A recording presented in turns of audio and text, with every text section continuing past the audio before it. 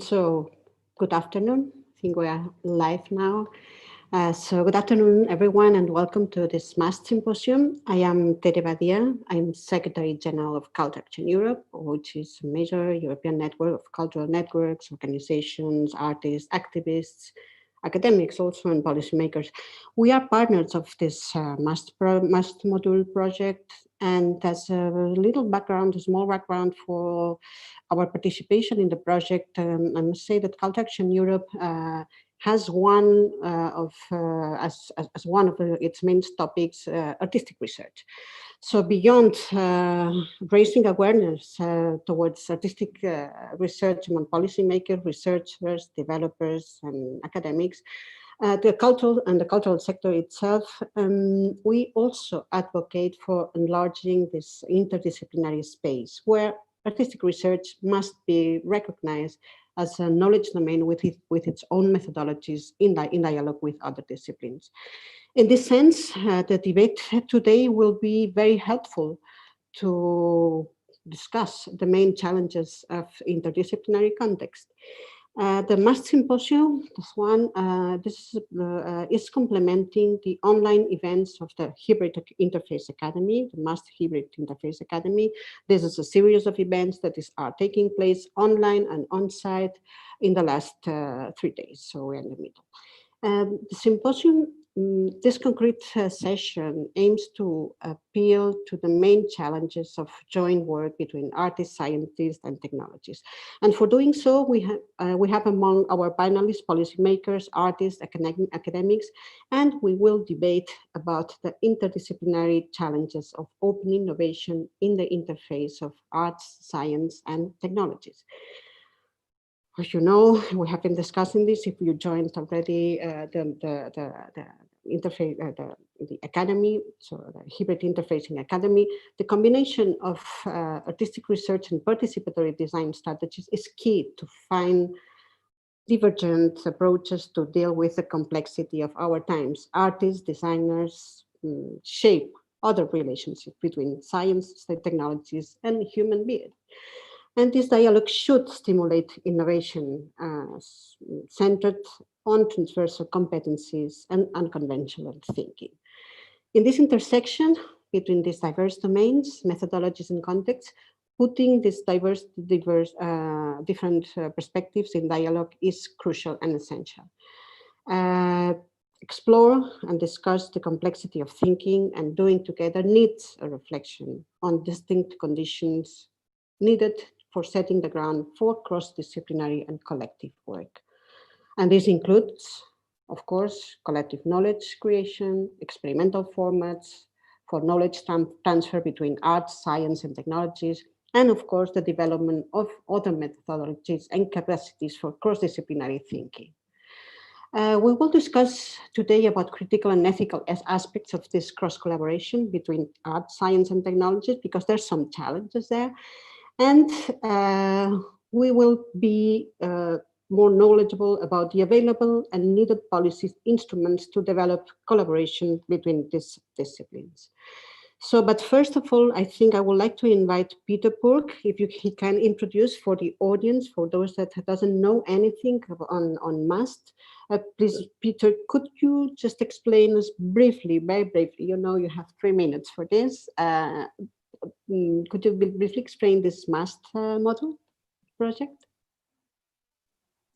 Thank you, Tere. Hello, everyone. I'm so happy to be a part of this MAST Symposium event, which is the concluding public part of the MAST project. The MAST module project has been for two and a half years almost now, creating a master module in art, science, and technology, an applied master module that will take students and other stakeholders like mentors from the industry, from practice, NGO representatives, artists, and designers jointly through a journey of the challenge to respond to challenges of the future in a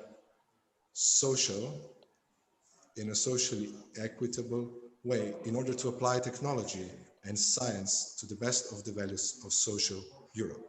This was the high aims and the promises of the MAST module, partnered by Kersnikova Institute, where I am right now in the MAST Showcase exhibition, to which I will take you half an hour later within my little flyover keynote performance part. The School of Arts, the University of Nova Gorica in Slovenia, where I am from, and Culture Action Europe, Croatian Cultural Alliance, Technical University Graz, Austria, and Madeira University MITI, Interactive Technologies Institute from Portugal. We have done a great deal. We have went through 10 practical but also theoretical workshops that have created the cycle of innovation, in the center of which we put art thinking, not only design thinking, but the artistic practice to not only validate, but to bring to the core and to the best of the innovative solutions, the tools and the methodologies, the visionary capacities, and the different ways of imagining the futures and of asking questions and of posing problems, re-articulating them as is typical of the artists. We will also be publishing a series of articles, books, practical support materials for studying of the art, science, technology mix, as well as reaching out to certain other realms, like trying to influence, bend the policies in the right manner, trying to attract and also to reach out and go into the mix with the industries, and of course to try to balance out the formal and the non-formal education take between the NGO sector, the industrial sector, the university sector, both private and public. We hope to have succeeded. There is a range of issues, a range of recordings and materials that you can check out through our mastmodule.eu website. The entire Hybrid Interfacing Academy of these 2 days is being recorded. The streams are well commented by our audiences from around the world. Please join in even later on through our MAST Facebook page and the rest of social media. And now over to you, over to our estimated speakers. First to you. Thank you. Thank you very much, Peter. So now that we know a bit more about the context, let me warmly welcome our next speaker. Thank you, Vivian Hoffman, for being here. Vivian Hoffman, she's Deputy Director General in the Commission, Directorate General of Education, Youth, Sport and Culture. And from 2014, so she has a long career in the Commission. From 2014 to 2018, she worked as a director in the Commission's Director General for Communication. She also worked as Deputy Head of Cabinet of former Commission Vice President Viviane Reding. So my first question to you, so you know perfectly how the cultural policies are now in the Commission. And my first question to you is about strategies that DGAC, your direction, has set in place for the inclusion of the interdisciplinary challenges that supposes this intersection between art, science and technology and design in its innovation support policies. And please just enlighten us if you can share with us the main strategies and also the instruments that are available. Thank you so much, Terry. Dear ladies and gentlemen, it's a pleasure for me to be here with you at your symposium. It's a very timely moment. Across our countries, we are facing complex challenges, and many of them have been exacerbated by the COVID crisis. And it's clear we need innovative approaches more than ever for the EU's and our country's sustainable recovery. And in that particular context, the project MAST is a valuable contribution to the search for innovative models. And I congratulate the project partners. You explored the intersections of art, science and technology you link the work of higher education closely with the cultural and creative sectors, and the integrated master's modules that you develop through the project give a central role to culture-based creativity. And this is important when we look at creativity not as a nice to have or a luxury, but as part of designing solutions, of reflecting, of modifying, and of innovating. The arts are increasingly gaining prominence as a catalyst for an efficient conversion of science and technology knowledge into new products, services, and processes. And more high-tech companies embrace the arts to boost their innovation capacity. And in this respect, the MAST project has been focusing on very relevant questions. The combination of artistic research and participatory design strategies, development of skills, knowledge, and tools from experimental and collaborative environments, research methods in the arts, social sciences, technology, and cultural studies. Now, this is really important, and it is also about people. On a personal level, it is important that people can develop or acquire creative skills in complex and fast-changing work environments and societies.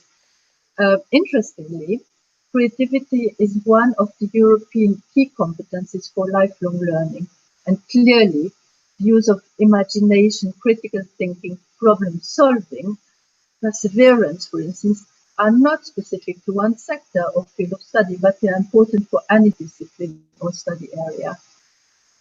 EU member states underlined in a council recommendation in 2018 that broad competence development is essential for all citizens to be active and thrive in society, and that engaging and interdisciplinary learning experiences are important from a young age on.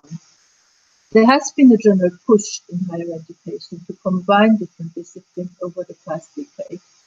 And although there are pockets of interdisciplinary excellence, working across disciplines is not yet mainstream. And the Commission has been working on this.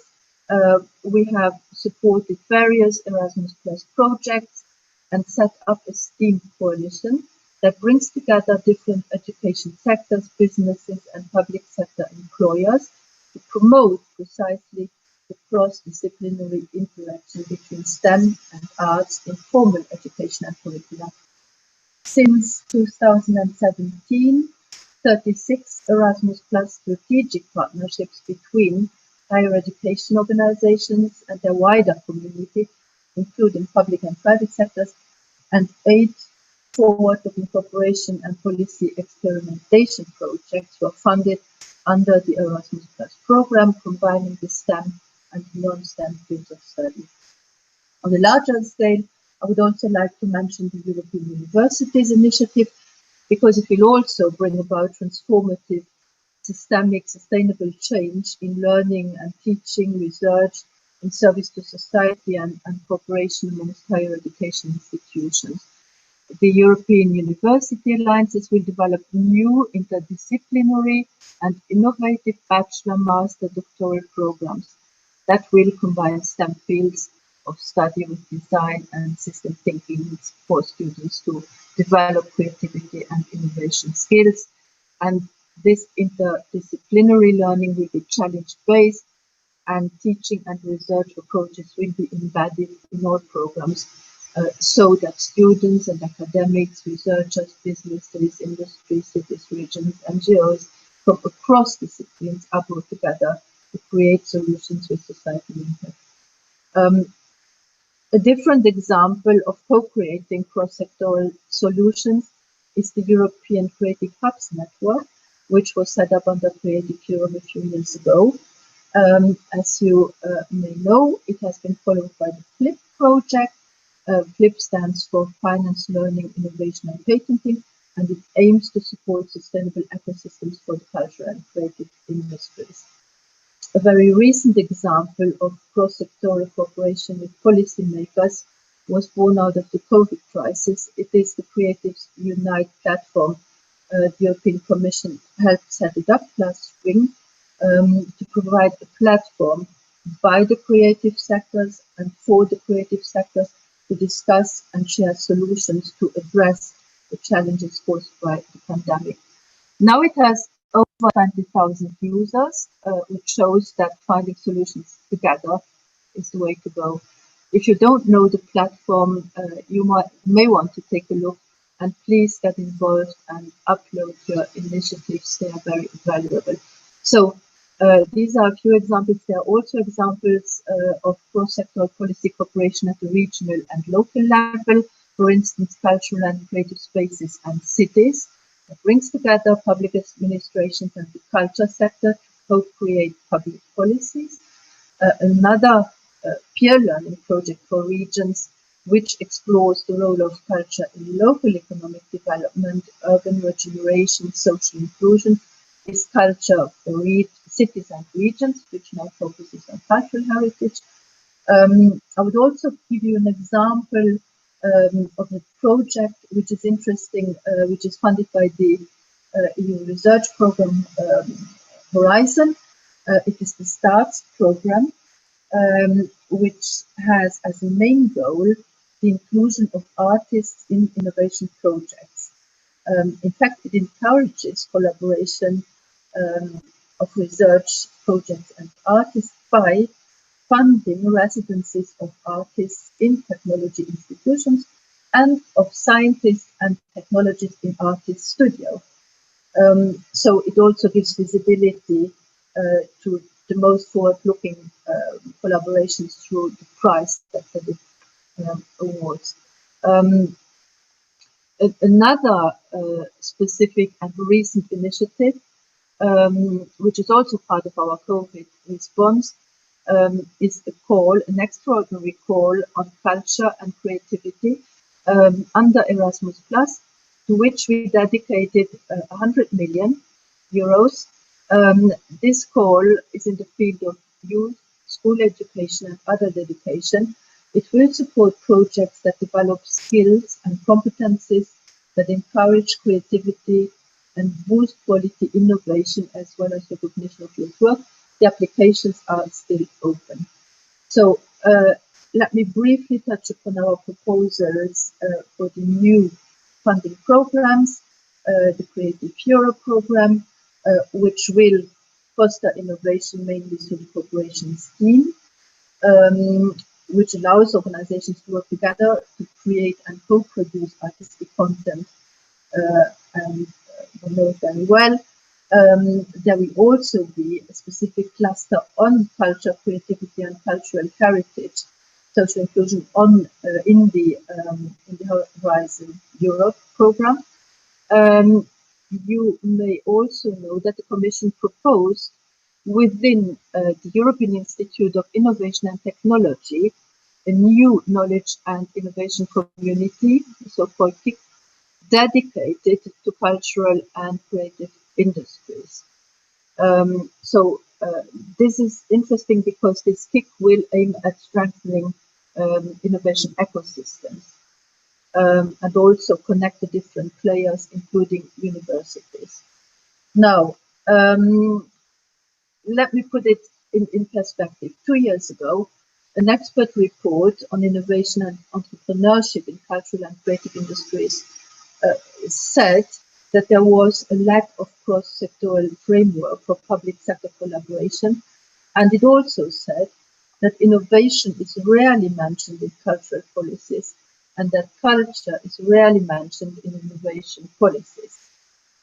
Now, 2 years later, I think we can say that this cross-sectoral approach is taking shape, and there is a reinforced focus on innovation as part of our cultural policies and within the Creative Europe program, and culture has also become part of new innovation policies. So before finishing this overview, let me please draw your attention to the ongoing EU R&I Days, which take place this week. They bring together the key players to discuss the future of research and innovation. And in this context, there's also an exhibition which is called Science is Wonderful, which features many educational online activities where visitors can see the latest cutting edge research in Europe and the rest of the world, and it's open to schools and the public from all over Europe through a dedicated online platform. And I mention it also because it also shows interesting initiatives that link science, creativity, and culture.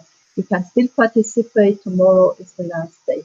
So with this, I will conclude, but I would like also again to congratulate the MAST project for their very valuable work and wish you all the best for the future rollout of your initiative. So looking forward to discussing also hopefully at later occasions. Thank you very much for your attention.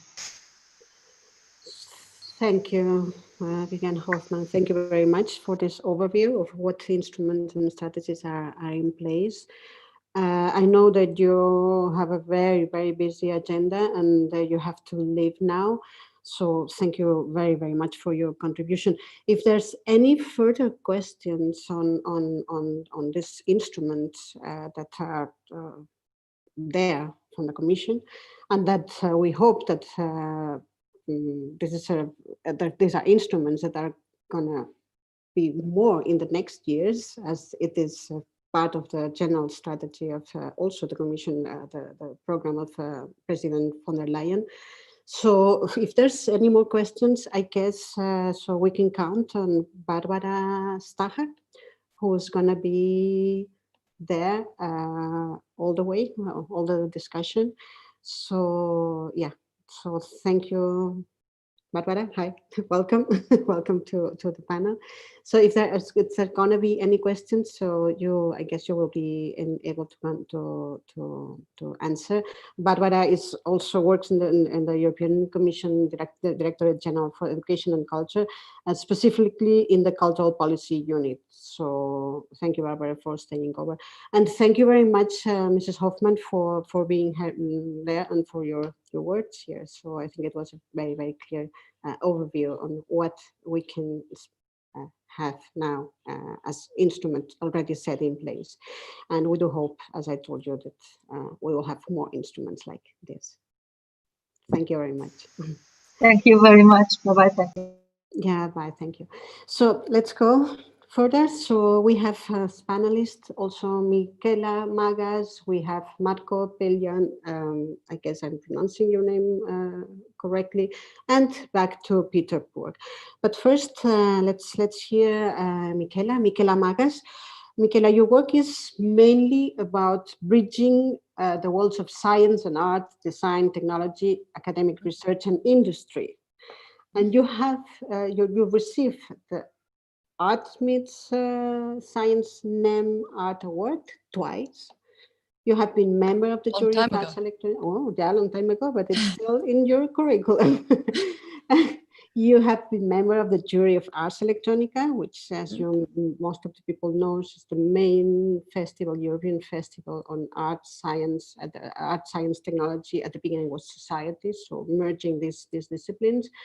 And you are innovation advisor to the European Commission in diverse fields, and the creator and chair of some project that's called Industry Commons Foundation.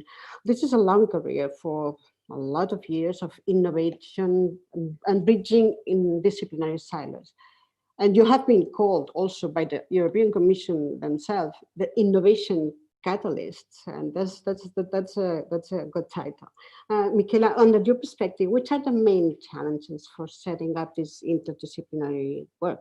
Because so thank you for that, and I must say that Vivian Hoffman's speech was music to my ears. Yeah. Because when MAST project was proposed first, this kind of discourse was not on the agenda. I can vouch for that. And so the change that has happened, the new policies that have been introduced in the meantime, whilst the MAST project was growing, are really truly extraordinary when we think of where we were then and where we are now. So I couldn't be happier to listen to Vivian Hoffman and all of the different initiatives that are now being implemented, also in view of the fact that Barbara Staher has informed us at a recent conference that we held on the subject of cultural creative industries, I believe 2-3 weeks ago in Umeå in Sweden. Well, it was transmitted from Umeå in Sweden, but it was, of course, pan-European in various locations. She said that there is no legislation in the European Union that actually supports such a program, because the remit of the European Commission is to support individual member states in their cultural activities, and not in a cross-sectoral, or rather having culture as a cross-sectoral tool and as a way to unite all of the different nations in a common program. And we have not only one, we now have several initiatives that are spanning the European Innovation Council and the Institute of Innovation Technology and the Creative Rio program and the Horizon program. I mean, it is quite extraordinary. Just one thing, you were very kind to introduce me with some sort of acknowledgements. The one acknowledgement that I am perhaps most proud of, purely because it was the very first time that our sector was recognized in this way, was when I was voted Woman Innovator of the Year in 2017. And the reason I say that, there was an award ceremony today, and other wonderful women have been highlighted now. This has been also extended, but it was a very important moment, because the idea of woman innovator and from the culture and creative sector was inconceivable up until 2017. It was innovation was always linked to engineering, to science, and our skills were considered soft skills, which I still find rather grating. So one of the biggest challenges that we have had in the quest for collaborating across domains, between our domain and the technology domain, has been to highlight the rigor and the knowledge that we bring to the table with our methodologies. And the technological landscape has progressed to a point where we have so many unknowns with frontier technologies nowadays, so a bit deep learning, neural nets, and all of the sort of ways that AI is applied, particularly when we have cyber-physical systems or we have humans in the loop. The outcomes are so unpredictable that it is very difficult to use methods of deduction and induction, which are the traditional methods of either sort of rational conclusions from prior art or statistical probability as inferred based on existing facts. We have real difficulty to illuminating the subject matter or extracting knowledge out of these results by just relying on those methods. That's not to say that these methods are defunct by any means. Of course, they are valid. But what we really needed to do is, it was a real challenge to demonstrate that the rigor of the creative practitioner, who is trained to interrogate the subject matter from various different perspectives, is essential in order to be able to generate the kind of knowledge that would illuminate these surprises and these unknown unknowns, as we call them. So the MAST project, in this sense, has been addressing this junction, not only of how do we combine knowledge from different domains, or how do we collaborate, but actually how do we create hybrid methodologies? Because the moment that engineers now, I've read articles from IEEE where they are now describing the creative methodologies that are useful to engineers. And so this is really where it's at. The new hybrid methodologies, the moment that that our students can understand the tools that are available to them, whether they be from art or from science, to extract new knowledge. This is where we are making huge progress, because this is the only thing that is going to allow us to bridge these domains and to actually extract the knowledge that we previously couldn't have done without having combined these tools. Thank you, Michaela. I think it was you were tackling something that I think it's crucial, which is this peer-to-peer relations and peer-to-peer recognition from different disciplines in creating knowledge and approaching complexities. So thank you. That was very clear in your speech. So let's go to the next panelist. The next panelist, Marco, are you there? I'm here, yes. Yes, perfect. I will not switch on my video because I'm in a very bizarre situation in the middle of a total traffic jam, but I now stepped aside on the road because I was at a meeting with representatives of the European Space Agency, which are currently in Slovenia. Can you hear me nicely, first of all? Yes, perfectly. Yeah. Okay, perfect. Yeah. And our city of Ljubljana is currently undergoing a strange construction situation right here in the center, and it's pandemonium. So I could not suddenly move anywhere, and I was stuck in the car. So thank you for so being. I'm innovating yes, right now. Definitely. So, however, your picture is very good. So let's see. In a way, yes, I've been listening to the director or assistant director general, and it's true. Also, what was just said, that we've come a really long way in terms of support for this kind of programs.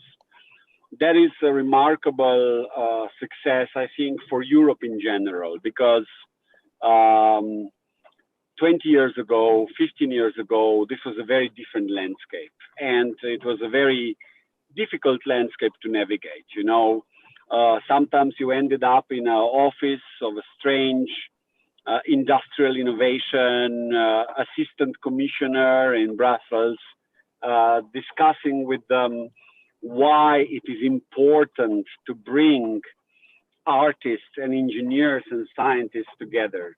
And we've done that with my colleagues, not just me. I mean, it's a whole, this was really a kind of a gargantuan effort of a very large trans-European community, I would say, that spanned also the Atlantic Ocean and the Indian Ocean. There was a lot of activities in this regard going on within ICEA back in the really early 90s that I think paved the way to this new type of thinking. And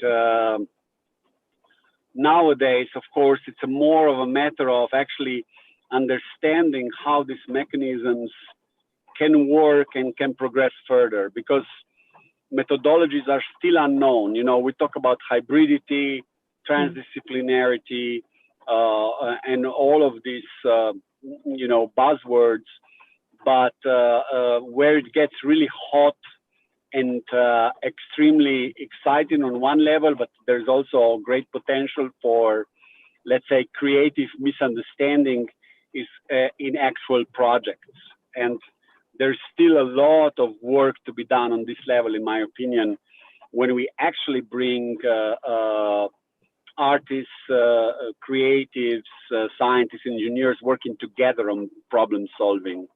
And there's a lot of mistrust still in the communities, a lot of misunderstandings, and a lot of work to be done, really. And it's kind of educational work, in my opinion, and creating situations really where things can flow better, because in many ways, it's, you know, nowadays, despite the bizarre and very unique situation we have found ourselves in due to the pandemic, in general, people are extremely dispersed and busy and trying to chase the next grant. And when they have to deal with something more, let's call it esoteric, even though it's not, like working with artists and so on, they, especially our colleagues in the sciences and engineering, they have difficulty finding time or motivation to do so, right? And I see that in the program I'm the chair of in Santa Barbara in California, and I see that in many different situations. Even just 2 days ago, I was here in Slovenia. We had on Monday a big conference on innovation in industry, and the way people were talking about innovation and creativity reminded me, of course, there is still a lot of work to be done. So, and there was also a very interesting kind of canvassing of the present people, and the activity, the action item that got the least support was exactly support for catalytic bringing together of engineering and artists and so on. That was the lowest on the list. And it was so disappointing to see that in a way, right? I mean, there were people in the audience, of course, who are working very hard also in our local community on these topics from the Center for Creativity and so on, that just looked puzzled, right? But that's we still have a lot of work to be done, but the mechanisms are here. For better or for worse, they are here. They exist. The programs are starting to, it's not anymore weird to talk about these things. Actually, there is understanding, but there's still work to be done. So much from me now, just as a kind of, since this is a round table, right? That's why. Yes, it is. Yeah, it is. And I think you're pointing out to one huge topic again, and how it's related also to this recognition that we were talking about, that Michaela was talking about, this mistrust, these misunderstandings in between disciplines. I think it happens in all the disciplines, but it's true that when it comes to bring artists on board, trying to challenge the complexity, it's rather difficult to make them understand the rest of the team, to make them understand that this is not a soft skill, but it's a way to address complex issues. That's true. Maybe we can come back to this afterwards. Peter, you have been leading MAST module in the last 2 years, and I think you want to show us what's the outcome of this the project that you have been leading. So please go ahead. You have a challenge, which is not only to bridge disciplines, but also to bridge online and on-site spaces. So this is also a challenge.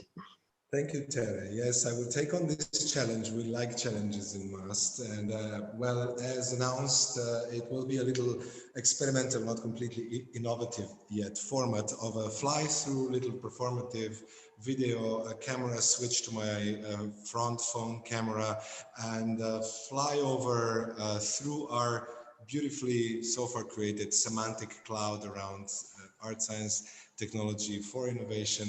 I will try to pick up on some of the keywords that were thrown on into this Zoom and have been circling around for these 2 days in our hybrid interfacing academy, and still make sense and show it some of the maybe bright moments that we had across our workshops that you can see here, and even along some 3 little prototypes of student works. So let me just switch on the front camera now and get more horizontal with you in a small little gallery space of Kersnikova Institute.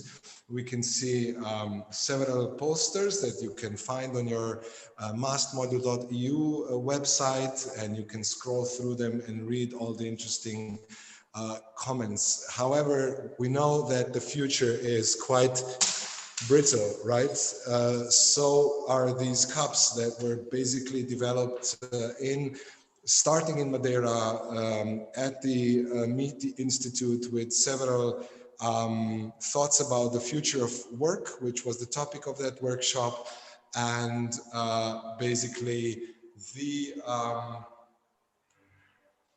thinking and collaborative doing around both CNC milling technologies, 3D modeling, and then coming up to a hypothesis of how would a cup made out of sand look and feel like, and can it be prototyped? And after another workshop done in Slovenia in Soča Valley at PIF camp with our NGO partners, these prototypes came about. These cups are made of sand, they're completely recyclable, and our future innovation catalysts, with which we believe to already have been living now for 2 years, and they're already the MAST alumni, are an important part of our innovation design revamped framework, which you can see here. And this is how the 10 stages of our solution lab here, or the challenge lab, that we have been constantly iterating.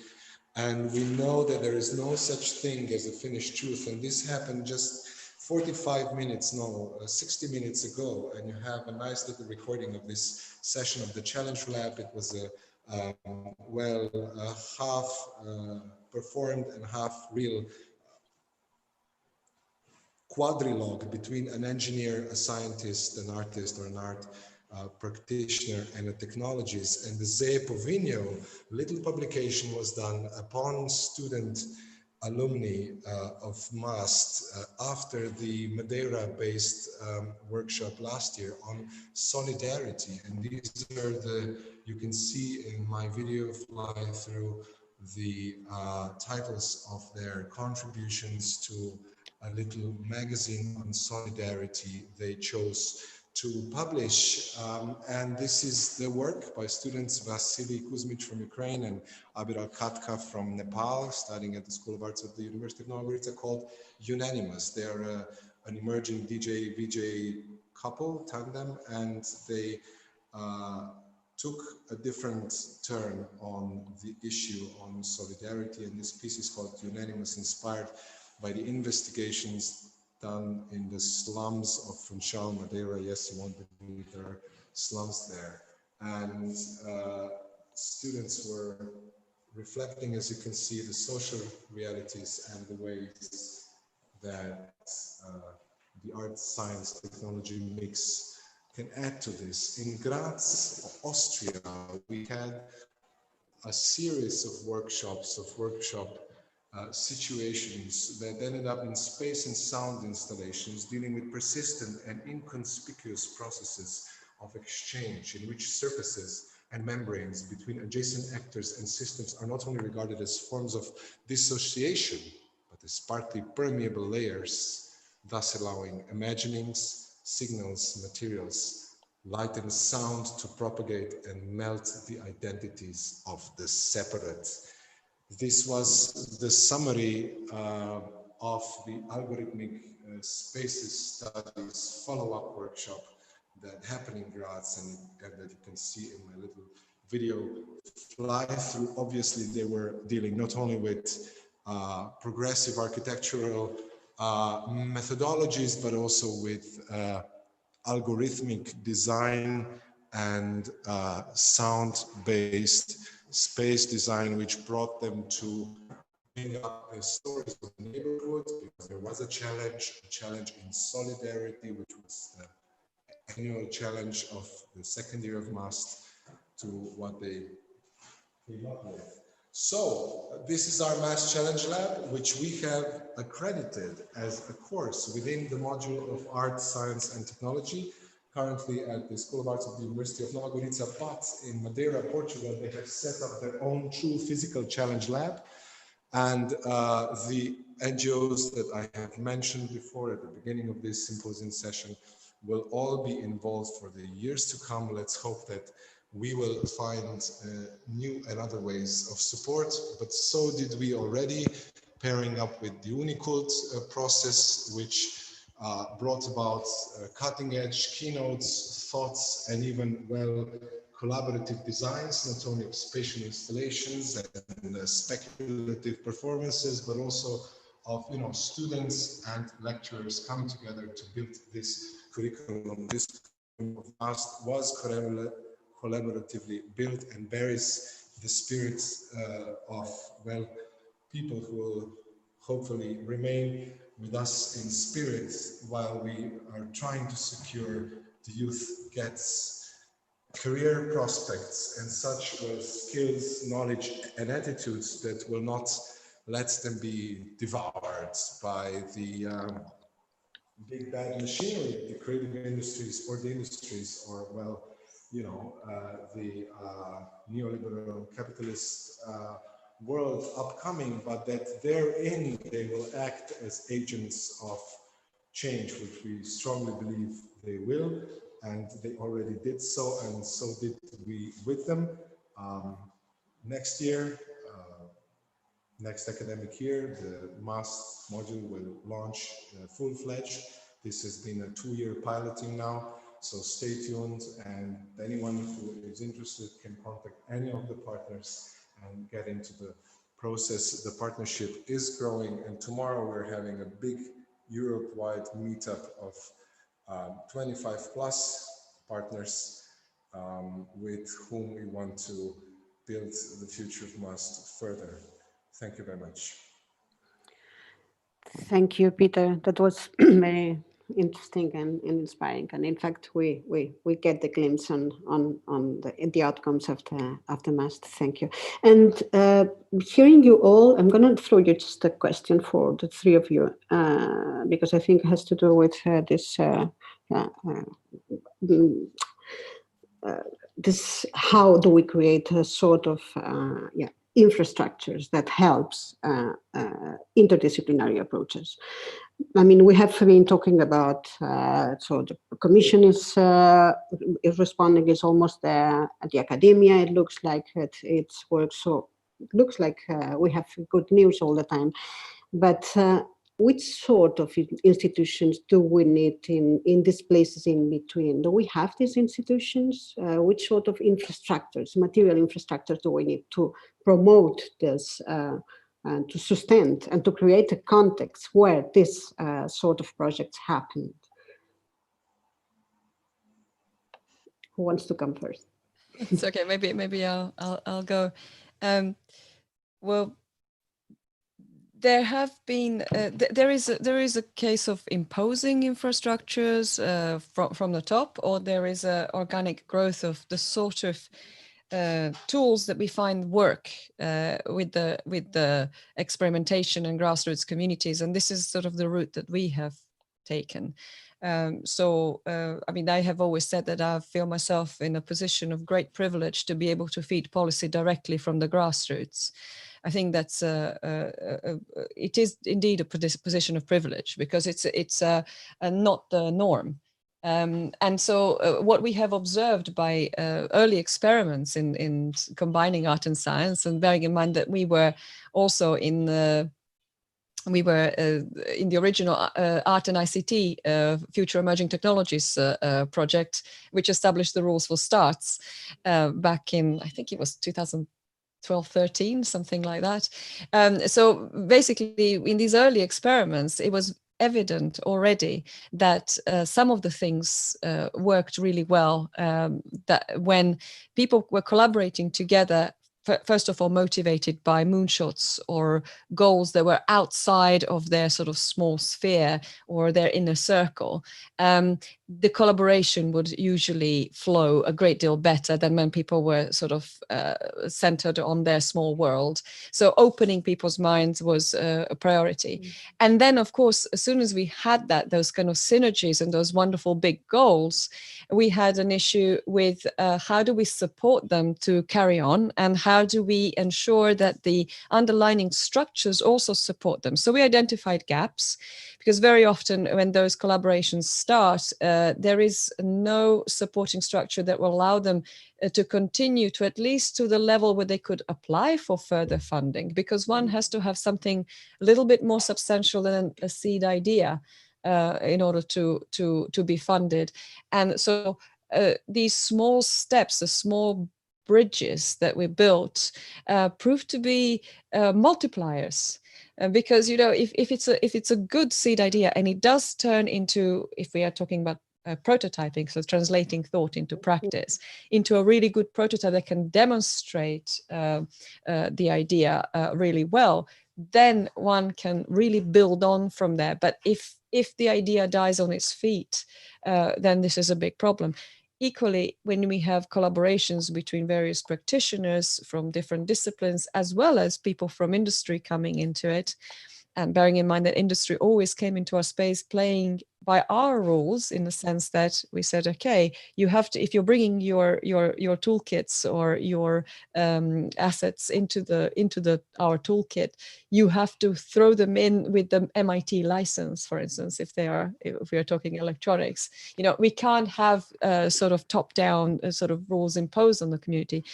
We built on from there, and this has grown into a supporting structure that's now been scaled to the industry commons, because it's proved to work even for industry. Industry realized we had various different types of industry participating, and those who gave us looser terms to be able to play with their assets and their data sets, and they would get better results. They would get more meaningful results or more informative directions for their assets, whereas those who were strict or a little bit more strict perhaps with their limitations or their licenses would not get as many results. Therefore, there was an incentive for industry to release data on particular terms. So it's a process of education also of all the stakeholders that become part of this space. And when we scaled it to the industry commons, of course, supporting intellectual property became a really, really, I mean, it was a lesson that we had learned this entire time of experimentation. It's a very, very important part. So we started to test supporting IP registrations live in the blockchain. So 2017 in our labs, we did this live registration with a timestamp. And it's really interesting how out of our grassroots community experimentations between art and science, this wonderful open-minded community, we now have directions that are influencing some of the big initiatives in the EU. So tomorrow, for instance, in the afternoon, I'm speaking on a panel with the Future Emerging Technologies, which is part of the EIC, the European Innovation Council, about this new system for the Future Emerging Technologies registration of intellectual property, and how we're going to construct the system. It comes out of the experimentation that we have done with the art and science communities. So it's lessons that we have learned from the grassroots communities by creating these supporting structures, by scaling them up and testing them further, that can now be tested at a grand scale. And it's quite a sort of an interesting moment. It's a bit of a paradigm shift, I think, how we're managing to learn. And I think MAST is providing the methods and the tools and the education and a way to carry on learning in this way, and creating the supporting systems, as well as the sort of system change that's required in this new landscape. Yes, thank you. Marco, you are also a founder of diverse projects that brings together arts, technology. So it's, for example, the project Atoll in the early 90s. You are also you got the first media lab in Eastern Europe in Ludmilla, this Ludmilla in 95. So you have also long experience of trying to create these supporting structures or infrastructures for interdisciplinarity. How do you manage? So yes, it's learning by doing, but sometimes this learning by doing, yeah, it's a long way to go. But and we're learning already, still learning already for this intersection. How do you manage these multiple factors? Because Michele was talking now about this. Different backgrounds, not only this one, but the different scales of the institutions and the people that are working together. And this human factor, the economy behind, we know it's not the same as scientist that is working in a research center that an artist that is working alone and researching. So how do you manage this in your projects? Yeah, you know, a lot of these projects have started from a very clear need, you know, and usually it was for everything, maybe besides Project Atoll and Macrolab, there was a community. There was already a community presence, and those other two, I wanted to create communities around them. But for example, when Lyudmila was founded, it was already, there was a clear need, right, and for a space like that to exist, and you know, we mastered the resources that were available. The initiative came actually from you know, the Soros Foundation to do something in this direction, not as programmatically, but really on a personal level. And that's how we captured it, you know. And of course, it came on the tail of a lot of activities of this kind that were kind of brewing at that time in the early 90s, as I said, in Europe. So it was kind of very logical consequence, I would say. You know, when the networks, when the internet started being used by a wider community and then academia, and before, of course, it became what it is today, or what it, you know, wanted to become in the year 2000, which we all know how that one kind of ended. You know, it was a very different space, and a lot of these things were possible. Nowadays, I would say it's a different situation, you know, and it really depends on the environment we live in and work in, right? And Slovenia, as an environment, was not able, and these are political probably reasons why that has not happened, to really create new types of institutions that would, you know, catalyze all of these processes.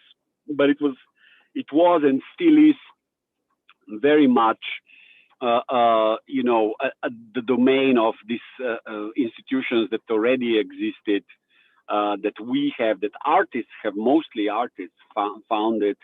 And nowadays, also with the work that Peter is doing in Nova Gorica, and you know, what Kersnikova is doing, and a lot of others that are, you know, a lot of smaller micro institutions. This is also what happened in Slovenia. It's a very unique place on this level, I think, where we have kind of this hyper micro institutionalization, where almost every artist was forced to form their own institution to even be able to do any type of transdisciplinary work. So, and I think that's pretty unique for here, you know, because we don't have even one, you know, private public Stiftung foundation that would actually support this kind of activities. It's all very much centralized funding, either on the local community level or government level. So it's, unfortunately, we have not evolved very far on this. Yes, we do have amazing results, but that usually come out of necessity.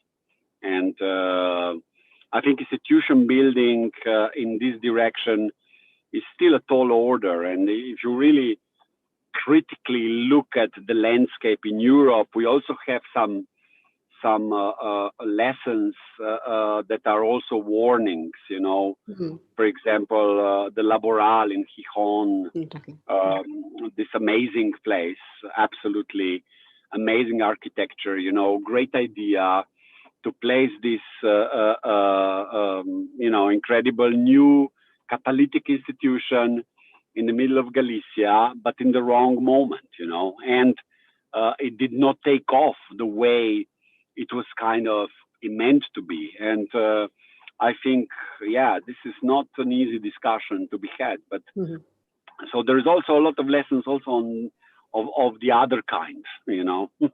Yeah, that's true. So you mentioned Laboral, but I remember, so C3 in Budapest is also gone, and it was one of the pioneers And I think the ones that are remaining, it's Ars Electronica, who got his center, in fact, and ZKM. So this is the ZKM in Karlsruhe in Germany. So, and I guess also there's other labs that are opening doors and opening programs for artists in residence, like CERN, so CERN in Switzerland.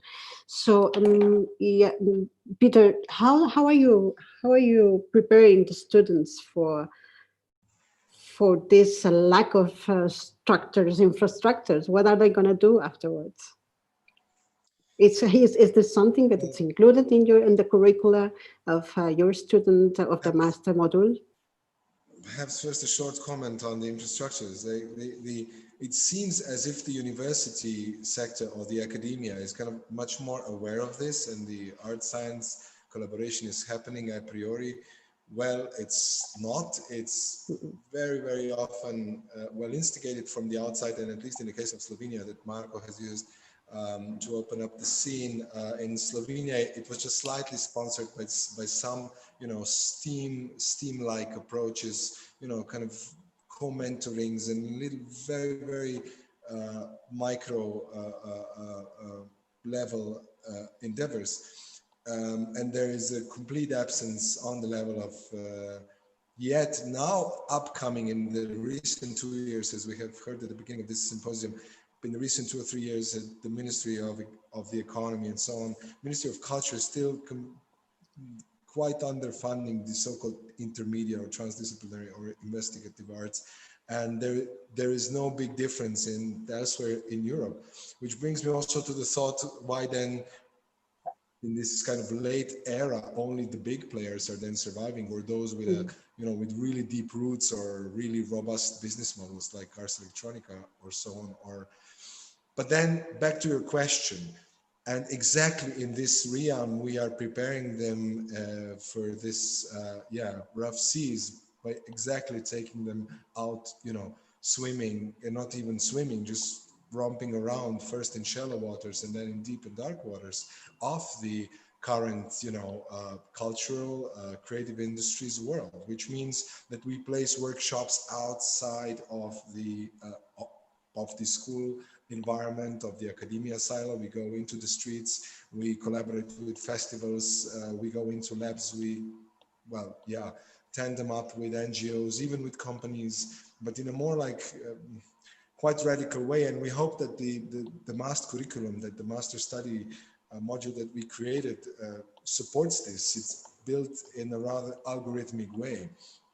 On the other hand, students, the young generations, they do know all this. They kind of feel it. They just need the right virus inserted at the right time. And, it's supposed to be a positive virus and instigating good mutations, if I may use the contemporary metaphor, to evade the clampdown and the kidnapping on the part of the obviously neoliberal junglish job market, and the way that the young creatives are being pushed into unsustainable, unfair jobs and so on. They are very well of this. They're much better informed than we think, but still I think that such a program of study or such a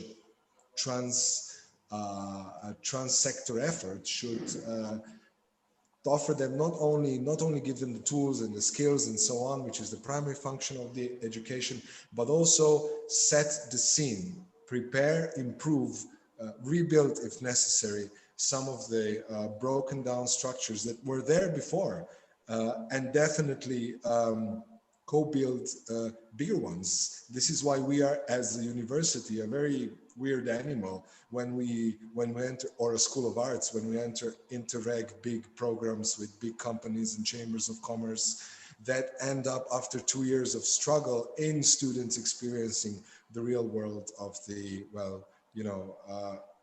industry real life clash, if I may say so. Sorry, Peter, I don't want to interrupt you, just to come in on one point that was mentioned by Marko, which I thought was quite interesting. I mean, isn't it more of a strength than anything else to have small structures and, fast-moving structures instead of dreaming of big institutions following that up? And I'm also thinking about all the wonderful work that Michela Magas has been doing within the STARTS project. I think the answer is not nowadays in this internet type of world. It's more about networking and finding the right hubs and the right networks. Also, not only in Slovenia, but I mean, at EU level or beyond, and finding the right players, which can be very big players together with very small players. And some of the EU projects have shown good examples of how this can actually work, where the small players are not overrun and eaten up by the big ones. On the contrary, actually the big ones need the smaller players in order to actually, get some relevant content. So I think it's more about how to interact and how to network, and Culture Action Europe is one of the platforms also that make that possible, and that pick up all the right topics. You were mentioning, Peter, now the junglish environment of the young people have to navigate in this new job market. That's also one of the issues where Culture Action Europe has been doing a great job, and we need to work in that direction. Just to say that, I think it's a strength and not a weakness not to be one huge institution, but rather many small networks functioning together.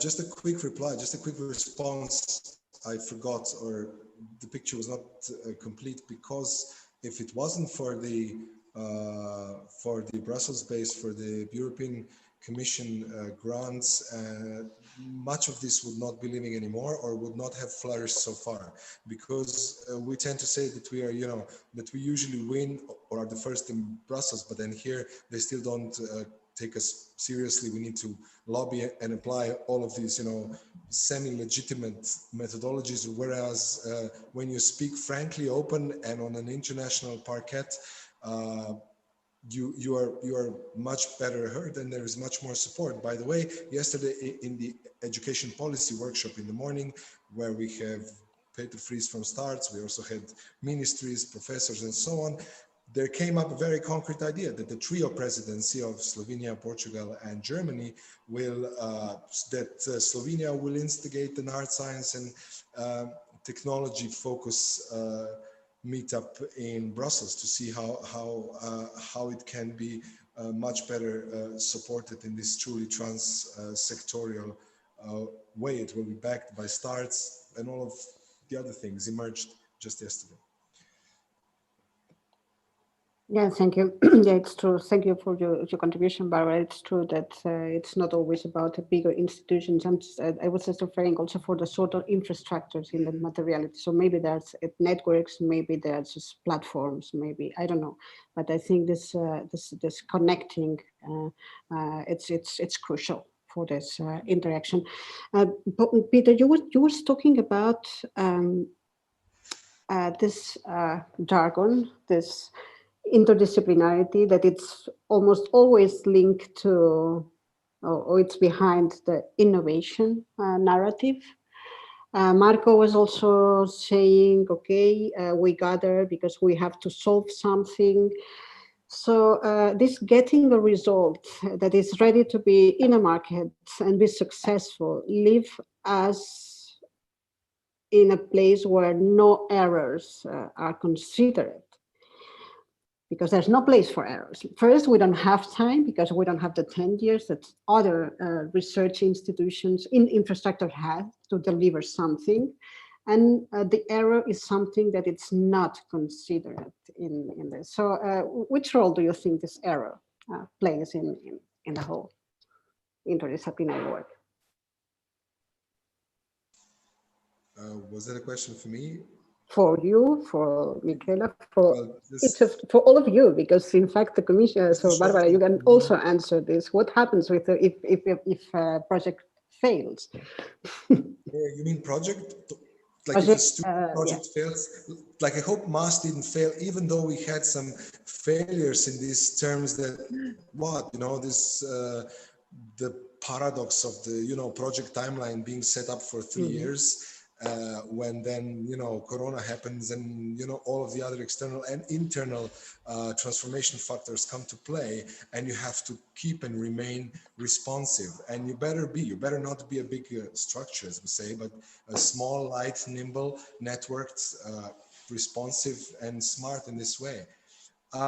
We let them fail. We let students fail.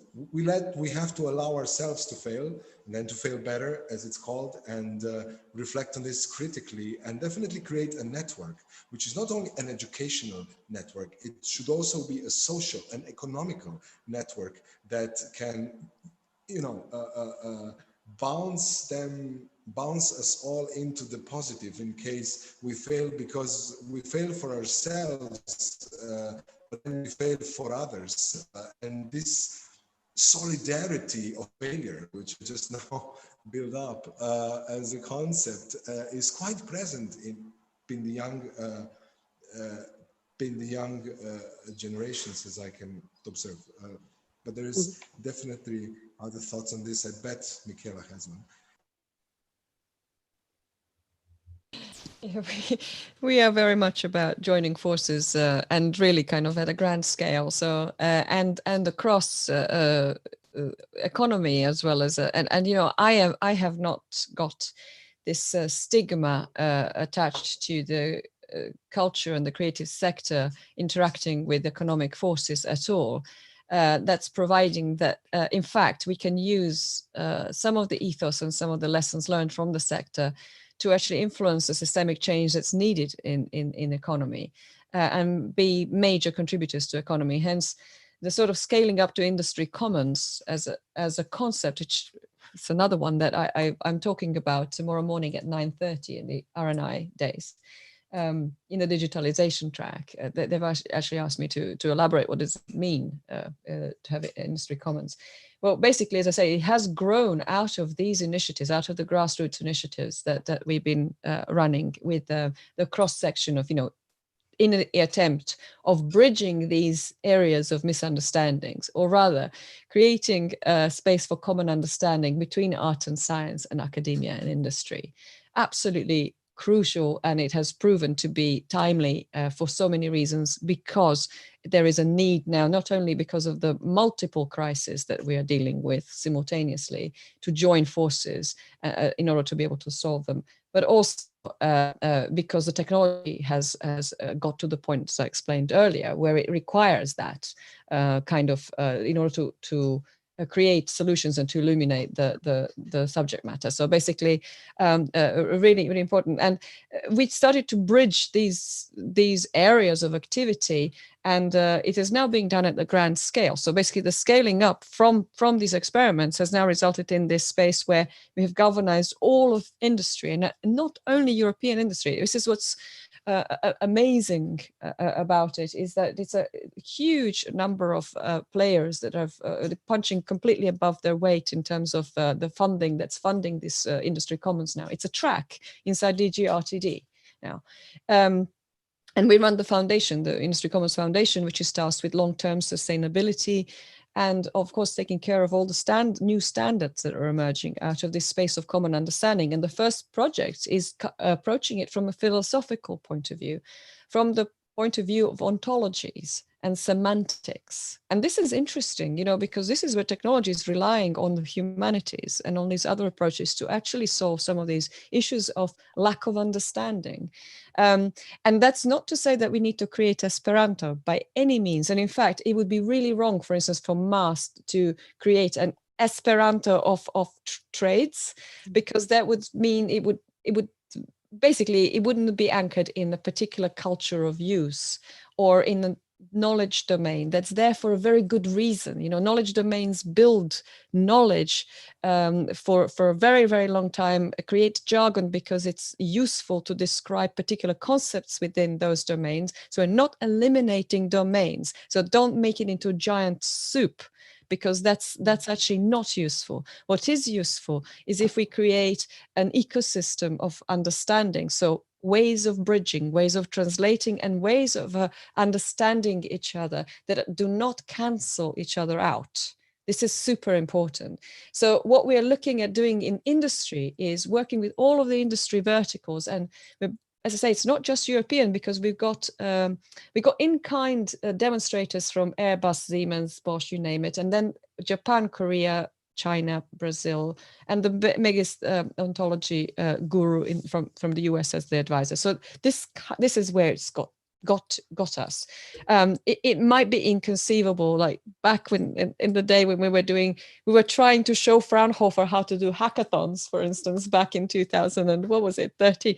You know, so our methodologies. This is a case in point. The experimentation space, the imaginary scenarios, or the prototyped situations that the artists create with their in the quest of solving some of the issues, or in order to critique, perhaps, they are test beds. They are really useful test beds, especially when they involve new technologies. And what we've seen is that from the industrial research advisors in the European Commission like a year ago, there was a workshop.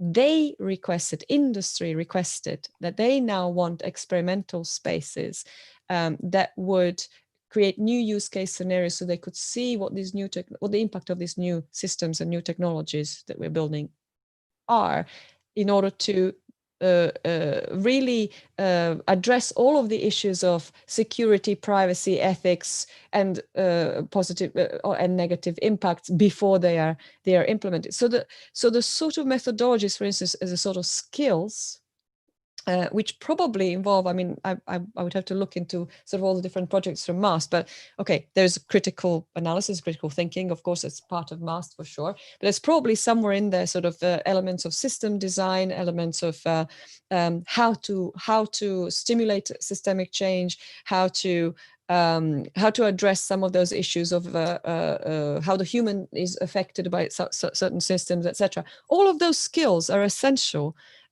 for these experimental spaces, so that we can help industry understand what their new systems are giving them, both in terms of positive and in terms of issues that need to be addressed. So when Peter says, well, where are these students going to go, you know, in terms of employment? Actually, I'm not so negative about it. I think, I mean, other fields and other stakeholder groups have progressed with their thinking as well.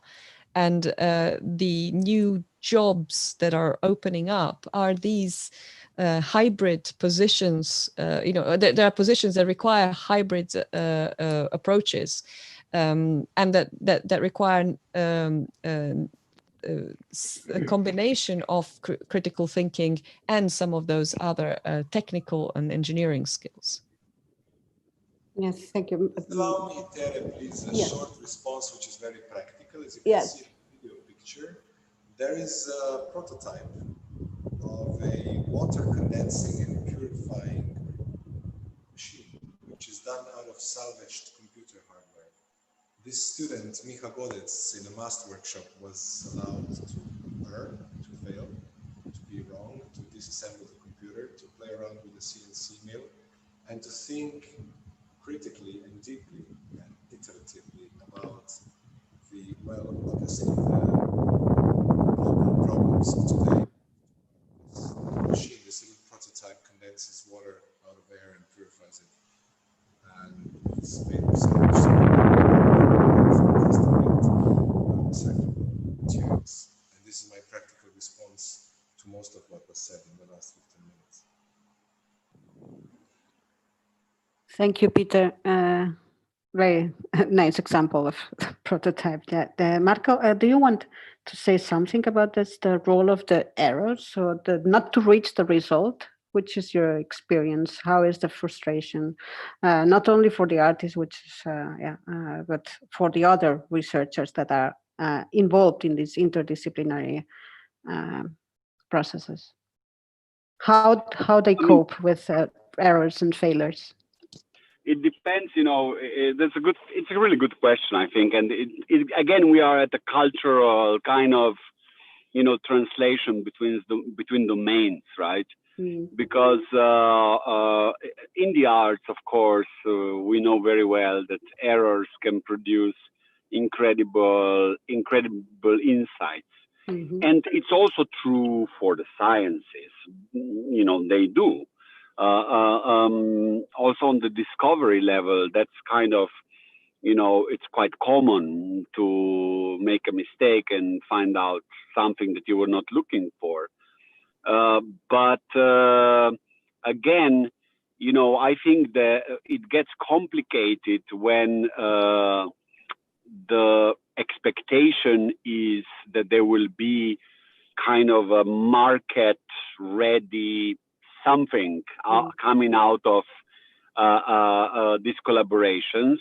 And if, you know, that process is not resulting in a finite product, let's call it so, for lack of a better term now, then there can be a lot of disappointment, and it's a matter again of how do you set up the expectations in the beginning of any kind of a transaction like this, right? And really, you know, the big question that we see in academia especially is what counts, right? Because if you talk to, especially in very competitive engineering environments, which I'm familiar more with, I mean, I deal with scientists, but they're mostly my friends, and scientists many times are a little bit like artists, so it's not a problem. But with engineers, you know, we both materialize things, but it's a very different types of approaches. And I think that if you set the expectations in the wrong way from the start, you kind of set yourself up, or this collaboration up for failure. Yeah, let's call it failure. It's fine. For failure and for disappointment, maybe more than failure. That's the right word. And also you then create maybe a chain of misunderstandings. So these are delicate situations, in my opinion. And, you know, we tend to celebrate, of course, the idea of creativity, creative mistakes, and failures, and so on. But if they are deemed to be expensive lessons, that can provide for a lot of then burnt capital, let's call it so, right? And I don't mean real capital, but symbolic one.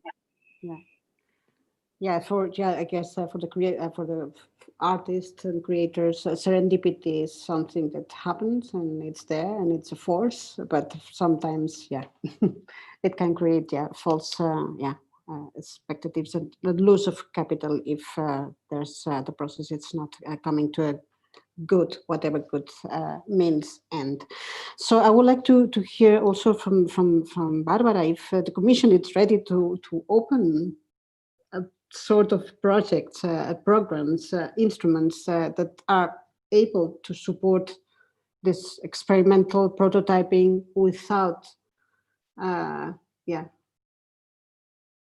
let's say, without this good results. So how complex are the evaluation processes for creating this sort of programs?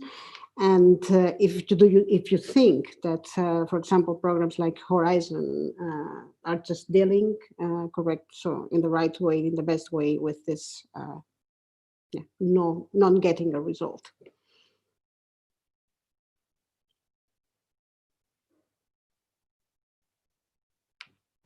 Yes. No, perfect. Now, just to say that the whole process of European integration is a process of success, failure, success. If you look from the 50s until now, how many steps forward and backwards and around in circles are we taking in the whole process with member states, different member states, the latest ones leaving. So this is a whole process, and it's of course not an easy process and often frustrating. So in this way, I think we are in this all together anyway. Now, concerning the EU programs, well, I mean, there are my colleagues in the financial departments, they are obsessed with not spending or not, being careful on how to spend taxpayers' money, because they get a lot of negative press about, the bureaucrats and this and that. So they want to make sure that the money is not getting lost. So that is their concern. Now, on the other hand, how to, at the same time, make processes open-ended so that failure is possible. We're trying our best also to square these circles. I mean, in some of the calls that you can see under different EU programs, some of them are pretty open-ended. And if you can see what Peter Burg just represented as part of that was an EU project, you can see how some of the prototypes, maybe the water collector, whatever, I'm not sure if it failed, if it didn't fail, it doesn't really matter. He's at the end of the project and can explain to you that the financial guys, it's okay. I mean, the project is the process. So also Michela Mangas with the whole starts, maybe you can say a few words about that. I'm sure it wasn't maybe not intended as an open-ended process, but some of the parts are open-ended, hence prone to failure. So Michela, maybe you can also reply of how you got it, how you got across. Well, this idea of failure, it needs to be contextualized, because failure to some is gain to others, and is success to others, or it illuminates them in ways that they haven't been illuminated before. So, I mean, what exactly do we mean by failure? I mean, I would say that, if you want to be very sure of what you're talking about in terms of failure, then you need to latch on to our ethics and moral stance towards what we want to achieve as society. So the failure, for instance, would be, what Joy Bolomini deals with is, in terms of, police facial recognition, failing people of color, that is failure. That is failure of an application of a system that was clearly designed in different circumstances. That is clear failure in respect of what we see as a society as being a moral failure and an ethical failure. And that too teaches us some very important lessons. So it's a failure on the people who are involved. It is not a failure in terms of society understanding that this is incredibly important and it needs to be fixed. This is why our experimental spaces, I think, are incredibly important. So when we first started setting up STARTS, the idea was, or rather, it wasn't called STARTS, the RCT and Art. So when we first introduced hackathons into these spaces where, people were working on very, very long TRL schedules, technology readiness levels schedules, where nothing was ever ready until it was right at the end, and then it wouldn't work because it was never tested on people. Our priority was to actually introduce the artistic practice, which is interventionist, which actually engages with the subject matter, brings people into the mix, of course, in a sort of relatively low risk environment. And actually is able to gauge whether whatever it is that we are doing, whatever it is that we are creating together, whether it be technology or installations or whatever, is affecting people in a way that we've intended, or whether it has negative impacts on people. So when it has negative impacts on people, this is not failure in a sense that this is incredibly useful. So when I talk about industry saying we want those environments, we want those experimental environments, is because they want them to fail early. They want them to fail within this context, with these imaginary scenarios where we can sort of say, okay, that's affecting someone's privacy, so we need to fix it. So failure is we need to contextualize. We need to see. We understand what we mean by failure. It's a lovely artistic concept. I remember running a thing with Goldsmith students where we said, okay, let's identify failures in networks. This was 2008 or 9, and let's intervene. And it was a fabulous project, because artists get huge impetus to kind of just go in and become activists and fix it or break it further apart or whatever they might do. So I mean, I completely understand why it's a very, very lovely word to be talking about, but it is a context, very much a context related concept. Yeah, thank you. That's very. That's very accurate, and it's true. Failure or errors has different meanings depending in the context you are using this, and yeah, the scale of the error at the time when this error happens. That's true. We have two questions from the audience. I think so. We are out of time, but I think we can spend like 5 minutes more here. One is very clear, and it goes directly to Barbara Stacher, and it's when can we expect the Creative Europe calls? That's someone from the audience asking this. I'm just asking the shorter one. Yes. Well, the problem is that we don't have a next EU budget yet. So member states, parliament, etc., they need to agree on what is the global budget to give to the EU, and they're still quarreling, as you can see in the news. And as soon as it's adopted, then we can actually start putting out the first Creative Europe calls. But I wanted to flag to you what Viviane said. There is 100 million euro out until 29th of October for an Erasmus call. Maybe I can share my screen. Yes. So you can see here there is this new call, 100 millions, and it's for creative partnerships of creativity with the formal, informal, non-formal educational skills development and inclusion through creativity and the arts. Have a look and try to get in touch with your country's Erasmus desk to see how to best formulate this. It is true that it's sometimes a bit complicated for people who are used to Creative Europe to apply for Erasmus or Horizon or vice versa. But in today's interdisciplinary world, I think we have to acknowledge that a lot of money is now available for culture and creativity. And we have to take advantage also and learn the application languages of other programs. And you will find, if you are used to Creative Europe, because that was the question, you will be positively surprised, because under Horizon you have almost no co-funding rate as opposed to Creative Europe, for example. There are also Horizon calls still ongoing, I think. And Erasmus calls usually have the reputation of being far less bureaucratic. So please reconsider the funding landscape and go also to other ones. And I would encourage you, especially for this one, which is 100 million euro. Yes, thank you very much for sharing this and for sharing your screen. This is important information for the projects and for the people that are hearing. And the other question is a more general one, but I think it's gonna it helps us a bit to close to make a last round of interventions from all of you. The question is something that it's about something that Michela was mentioning before. This ecosystems of understanding, and I'm going to read the question. What would be the approach to creating an ecosystem of understanding between various disciplines when we are in a time where we are witnessing a collapse in understanding between cultures and increasing competitiveness among them, predominantly in scientific and technological areas, as well as in societal areas? And this is the last round. Who wants to go first?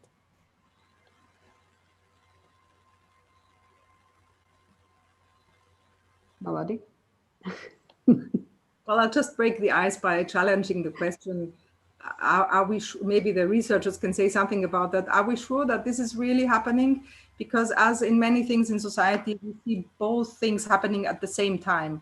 So at the same time, people are closer moving together, and at the same time also, some other people are, the gaps are widening. So yes, I think it's a larger discourse. We have to think also in terms of inclusiveness, not creating elites, being culturally more diverse, etc. So I think it's a large discourse. I don't know who wants to go next. As I have mentioned already what we're doing on that front. If you can imagine trying to communicate between different industry verticals, and a lot of industry stakeholders are very reluctant to release their intellectual property into the mix or to interact with others for reasons of competitiveness. So on that level, it's already a huge challenge. Then, of course, in every every single sector, there are, even in the cultural creative industries, actually, we have found some very big traditionalists who cannot kind of comprehend where these experimental labs, creative labs fit within the traditional theater, cinema. And that's not to dismiss theater, cinema, don't get me wrong. It's actually, those things coexist. But because some of those new directions that have sort of democratized the arts, very much so, made them perhaps more accessible to broader populations through participation. They are seen, like you mentioned, Barbara, there is an issue with elitism, because there is this sort of the kind of stuff that Pierluigi Sacco articulates really, really well, which is Professor Sacco, whom quite a lot of people here know. And for those who don't know, they should look him up, because he is really, he has preempted so many things that have happened since he has been advisor on European cultural policy. The kinds of things that he talks about, the sort of things that have brought us patronage in the arts and elitism as a result. So the patrons are the ones who decide who is a good artist, who is not a good artist, etc. That sort of thing is really clashing with mass participation. And, you know, there is a thing to be said for, in order for people to be all participating in this space of understanding, they all need to have a chance.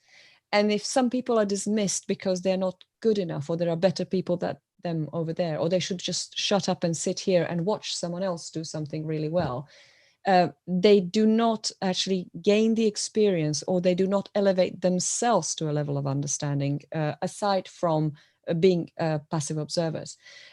Participation means, you know, in very, very, I mean, I think I sort of mentioned it somewhere earlier, but recently, but basically in banal terms, if I was watching someone riding a bicycle, they would have to do something quite spectacular to arouse a response in me. If I'm someone who can't ride a bicycle and I sit on it for the first time I can actually make it go, the feeling is one of elation, and it's one of bettering myself in some way, or advancing myself in some way. And that should not be dismissed. That is something that is very important for every step in education. And this is where, for instance, this combined program by MAST can really work at micro level with every person in the area of knowledge that they are unfamiliar with. They can have small eureka moments, and overall the effect that creates in this mass sort of vested interest in understanding each other and bettering ourselves. And I always argue that we work to better ourselves as people. Ultimately, we should do that. I mean, in this day and age, really, I mean, there's no other reason to work by that. And if we manage to do that, we definitely advance society. I mean, we have to. This has to happen. So this is at least, you know, how I see it, how we build this understanding and this bridging between people who otherwise might misunderstand each other. Thank you, Michaela. Peter, do you want to say something? Last round, your last intervention. Michaela, chapeau for not only your practice, but your beautiful formulations and rationalizations of the whole thing, not only of MAST. Thanks for that. So not much to add apart from my take on the ecosystem question. I would stay within the metaphor or go even deeper. The ecosystems are there. They don't need to be created usually, unless, well, in laboratory examples, which we can do and may do. But this ecosystem in question now is already present. It's here, it's there, it's living. It's living in a very manifold and motley form. There is many forms, many emerging initiatives, many processes, the grassroots, this, plethora, the mycelium is alive with ideas, with energy, with people of all colors, genders, and ages. It's fine. And as with every good garden, or should I say forest garden, with the permacultural trend, we should just let it be, listen to it, really listen to it emphatically and analytically, look closely on micro and macro level on what's happening and trying to do our best to support the valuable, the fresh, the positive. But the sclerotic, what needs to die off in an ecosystem needs to die off, and something else will grow over it. Remember the permacultural recommendation on observing the fringes. The fringes is where it happens. It's not only the central, the focal points and the main areas. It's the fringes where different cultures, where different vegetables, if you want, forms of life and creativity intersect, bump into each other.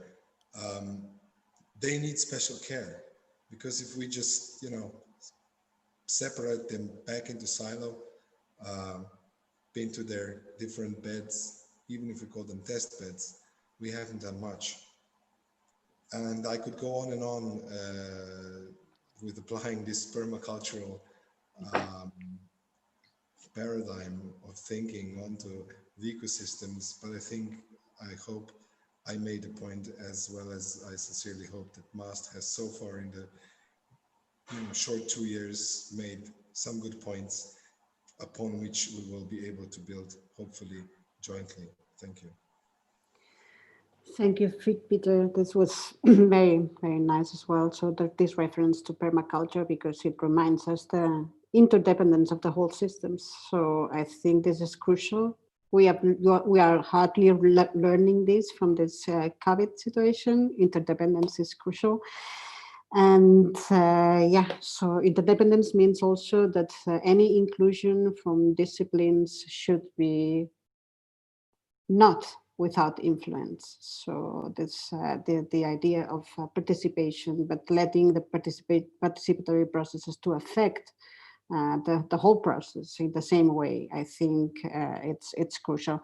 And in this sense, I'm going to make a last call for the inclusion of creators and artists and cultural workers in the dialogues, in all the context. So I think on sustainability, on innovation, on science, on even on economical issues, I think the dialogue between all the disciplines, including art and culture, should be there. So thank you very much. I could go really very, very, very. So we could stay here for hours, but I think we are just 10 minutes ahead of time.